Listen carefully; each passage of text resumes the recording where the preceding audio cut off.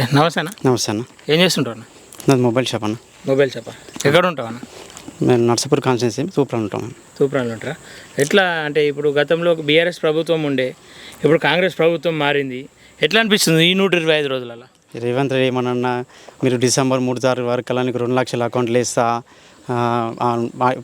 పథకాలు ఇప్పటివరకు మొత్తం పథకాలు కంప్లీట్ అయ్యాయి. మళ్ళీ కొత్త 25 హామీలు అంటున్నారు. హామీలలో ఇవి వచ్చినాయి, ఫస్ట్ ఇవి కంప్లీట్ అయితే వేయాలి కదా, నమ్మాలి కదా, నమ్మిన తర్వాత ఓట్లు వేస్తారు. అంటే గతంలో కేసీఆర్ ఉండే, ఇప్పుడు రేవంత్ రెడ్డి ఉండే, ఇద్దరిలో ఎవరు బెటర్ అంటే ఎవరు బెటర్ అన్న? కేసీఆర్ రేవంత్ రెడ్డినా? ఇద్దరు దొందేనా చెప్తున్నావు, ఇద్దరు చోరు దొంగ. మళ్ళీ మళ్ళీ ఒకరికి కంపేర్ ఏం చేయలేమన్న వాళ్ళను. ప్రజాపాలన అని చెప్పి ఏం ఇప్పుడు పబ్లిక్ ఆల్రెడీ విమర్శ స్టార్ట్ అయిందన్న, ఆల్రెడీ యాంటీగా పబ్లిక్ స్టార్ట్ అయ్యారు. పబ్లిక్ 10 మంది కూర్చున్న దగ్గర మాట్లాడుతున్నారు, ఏం చేసిండు ఆయన కాదని ఈయనకి వేసినాం, ఈయన ఏం చేస్తున్నా అని చెప్పి ప్రతి ఒక్కరు మోడీ వేవ్ నడుస్తుందన్న. మొత్తం సెంట్రల్లో ప్రపంచ లెవెల్లో మంచి పటిష్టత ఉంది. మన ప్రతి ఒక్క సూపర్ పవర్ ఏదిందన్న ఈరోజు మన నాయకత్వం సూపర్ పవర్. ప్రపంచ దేశాలు ఏదైనా కావాలంటే ప్రస్తుత దానికి అడ్వైజ్ మనని అడుగుతున్నారు, సజెషన్ మనని అడిగేస్తున్నారు. అది సరిపోదన్న, ఇంకేం చేస్తారు? ఇప్పటికైనా ప్రతి ఒక్కటి ఏం డిసిషన్ చేయాలన్నా కానీ ప్రతి ఒక్కరు మన దాన్ని ఒక అడ్వైజ్ మనం కాదని ఏది చేస్తారు ప్రపంచ దేశాలు. అంటే మీ మెదకే వస్తుంది కదా పార్లమెంట్ మీద, ఎట్లుంది మెదక్ పార్లమెంట్లో? ఎవరు నడుస్తుంది? ఇంకేమన్నా ప్రశ్నించే తత్వం బుల్లెట్ అన్న రఘునందన్ రావు. ఎందుకు రఘునందన్ రావు అంటే ఇష్టమా? ఆయన ఒక రాత్రి మీకు ఓనని అడగండి, మీరు అలర్ట్ సర్వే చేస్తారు కదా, ప్రతి ఒక్క చాలా ఒక్క సామాన్య కార్యకర్తగా ఎవరైనా సరే ఒక ఆపదను ఒక లేడీస్ కానీ ఒక ఒంటరి మహిళ కానీ అన్న నాకు ఈ రాత్రి ఇట్లా పరిస్థితి వచ్చిందంటే ఫోన్ కట్ చేయడం అంటూ ఉండదు అన్నది. ఏ టైం అన్నా కానీ సరే చెప్పమ్మా నేను వింటా అంటాడు. ఎంతసేపు మాట వింటాడు, ప్రతి ఒక్క సమస్య తెలుసుకుంటాడు.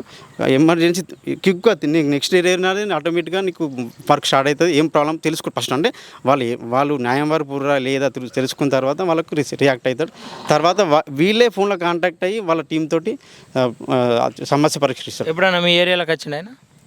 మేము ప్రోగ్రామ్స్ చాలాసార్లు వచ్చాడు, రోడ్ షోలలో ఇట్లా వచ్చిండు చాలా అన్న.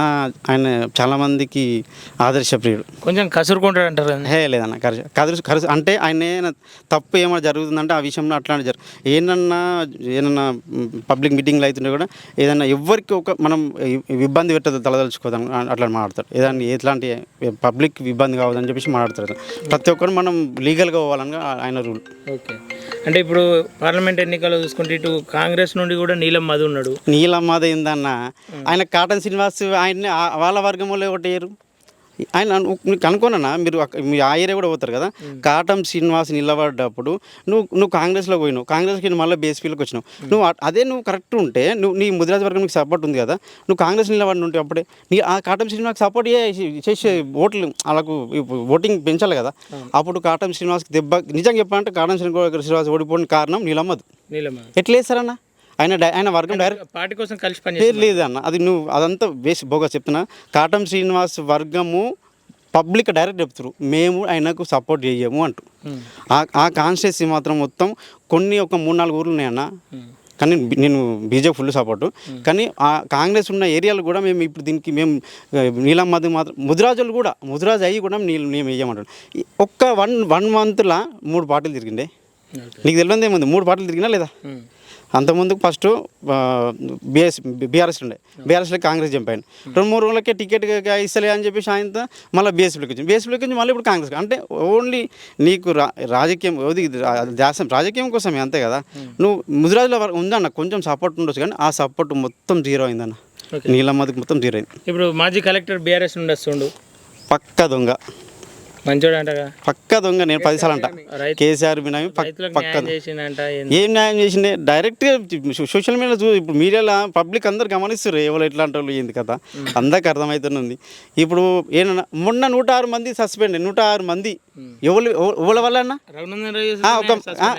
ఎట్లా అంట 106 మంది గవర్నమెంట్ సర్వెంట్స్ని ఎట్లా నువ్వు రాజకీయ పార్టీ ప్రయోజనాల కోసం ఏదైనా ప్రోగ్రామ్ జరిగితే గవర్నమెంట్ సర్వెంట్స్ ఎట్లా చేస్తారన్న? పార్టీ కార్యకర్తలు చేస్తారు, ఆడుకోరు వర్కర్స్ ఉంటారు. నీకు ఉన్న ఆడ మొత్తం గవర్నమెంట్ 106 మంది ఎట్లా సస్పెండ్ అయ్యారు? వీళ్ళ వల్లనే కదా. ఇప్పుడు నేను వేరే వ్యతిరేక పార్టీ బరాబర్ అన్న అపోజిషన్ పార్టీలు బరాబర్ చేస్తే నీకు అక్కడ ఇల్లీగల్ జరుగుతుంది కాబట్టి నువ్వు రాజకీయంగా వాళ్ళని వాడుకుంటున్నావు కాబట్టి ఎవరైనా వచ్చి ఎవరైనా కావచ్చు నువ్వైనా అంటావు కదా రాజకీయంగా చేసినప్పుడు ఇంకా వేరే సామాన్య కార్యకర్తలు కూడా వాళ్ళు కంప్లైంట్ చేసినా ఆ విషయంలో ఇట్లా జరుగుతుందని ఓలో రఘునందన్ రావు కాదు ఉన్న లోకల్ ఉన్న కార్యకర్తలు కంప్లైంట్ చేశారు ఇట్లా ఓన్లీ గవర్నమెంట్ సర్వెంట్స్ తీసుకొని ఒక పార్టీ కోసం ఇక్కడ ఎంత పెద్ద మన మందుబాటులు ఉన్నాయి ఇలా ఐఎస్ క్యాటర్ కదా మళ్ళీ మందుబాటులు ఎందుకే మొత్తం గవర్నమెంట్ సర్వీస్ మందుబాటులు ఉన్నాయి ఆడ వాటర్ బాటిల్ పెద్ద దావత్ అలచల్ చేశారు ఎంతో ఖర్చు అయినాయట ఓకే ఫైనల్గా ఓళ్ళు గెలిచారంట మరి రఘునందన్ రావు అన్న పక్క ఫుల్ అన్న ఇది కాదు మన ఇండియాలో ఏడ సర్వే చేసినా ఈయన ఒక ఫైర్ బ్రాండ్ మన తెలంగాణలో కాదు వేరే రాష్ట్రాల్లో కూడా రఘునందన్ అంత అదైపోయింది చాలా మన ఇప్పుడు తెలంగాణలో ఏరన్నా కానీ బరాబర్ అయితే ప్రశ్నించే తత్వం రఘునందన్ రావు అయితే మెదక్ నుంచి బరాబర్ రావాలి ఆయన 1000 ఏనుగుల బలం అన్న